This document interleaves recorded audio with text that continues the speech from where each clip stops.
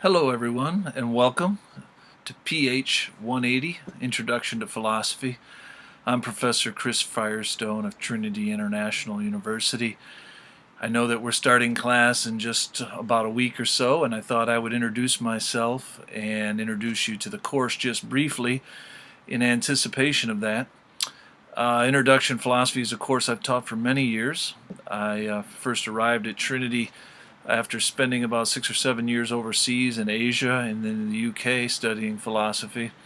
Came to Trinity about 15 years ago, taught probably, 50 introductory classes in philosophy, and now find myself online with you. And so I'm looking forward to this semester.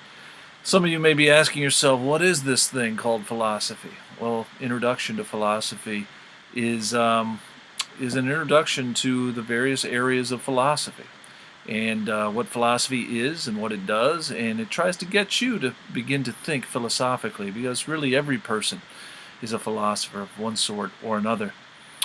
Some people hear the term philosophy and they think, man, that's just for smart people or for deep thinkers or for people who like to hair split and don't have anything really positive to offer. They just want to say you're wrong all the time. I'm hoping to change your opinion about that. Philosophy, I'd like to use the definition that William James uses.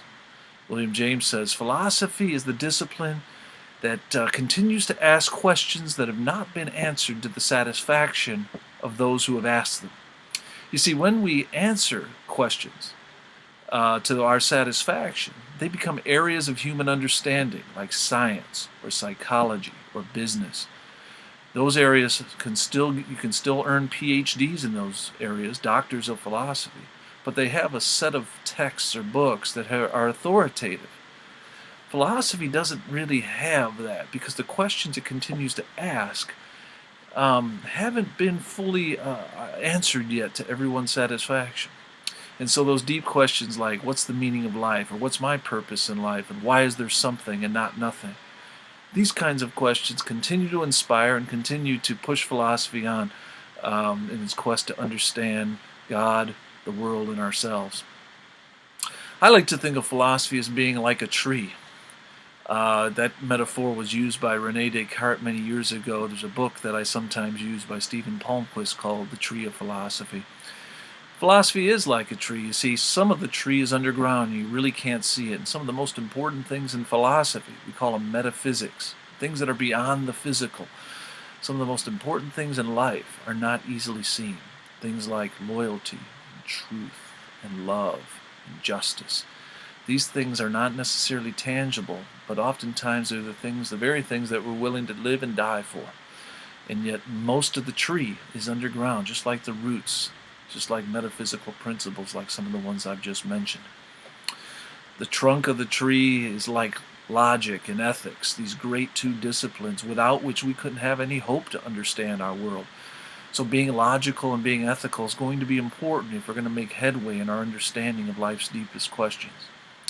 And then the branches of the tree of philosophy are like the many sciences that have been spawned over the last 2,000 years, and especially in the last 200 to 300 years. The university has expanded in a multiplicity of various disciplines, and those are all emerging from the tree of philosophy as human beings try to understand our world.